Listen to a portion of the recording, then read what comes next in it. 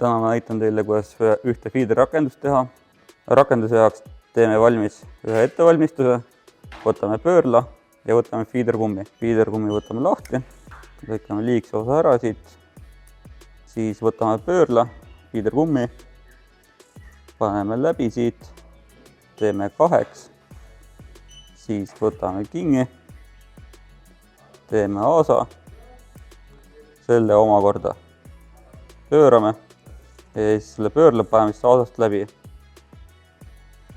Nüüd kõige tähtsam asi on see, et ta ulatuks võimalikult siia pöörla juurde. Selle jaoks tõmbame siit kokku ja pigistame omavahel kokku.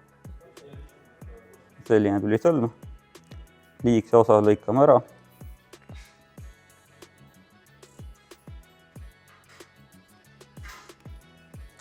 Ja teisele poole võtame siit, palju see on 15-20 cm jupi, teeme siia aasa, jällegi topelt kokku ja paneme siit läbi.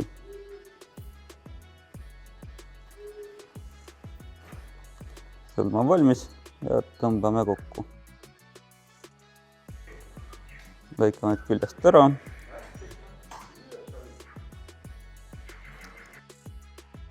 Jätame selle siia. Nüüd võtame tamiili. Tamiili peale paneme pöörla koos lõksuga. Stopperi ülemise osa paneme läbi peenema augu sisse. Stopper on peal. Võtame pöörla ja teeme siia sõlme nimega clinch. Ehk võtame topelt, hoiame näpuga kingi ja uus ringi peale. Saavutame siit, siin jäi selline aas, paneme siit aasast läbi ja siis omakorda tekkinud aasast uuesti läbi. Kõik sõlmed on vaja niiskeks teha, et tamiil endast läbi põletaks. Praegu näite jaoks me ehitame niimoodi. Võtame sõlmed, tõmbame siit kokku. Liigse osa lõikame ära.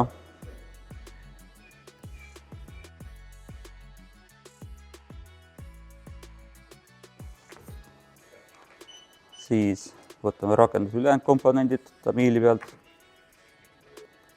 Tõmbame selle siia peale. See kummist osa on selle jaoks, et korv ei lõhuks seda sõlme, mis siin pöörla peal on. Nüüd võtame lõksu, paneme korvi külge ja rakendus on valmis. Rakendus näeb selline välja. See rakendus on väga ideaalne raskemate korvide jaoks, näiteks ühes püügis või kaugematel distantsidel püügil. Siin on üks väike nipp veel, kuna see aas on siin suhteliselt suur ja see võib kuskil kingi jääda, siis selle võib teha omakorda väiksemaks. Lõikate ära, teete siia otsa sõlme, tõmbate kokku,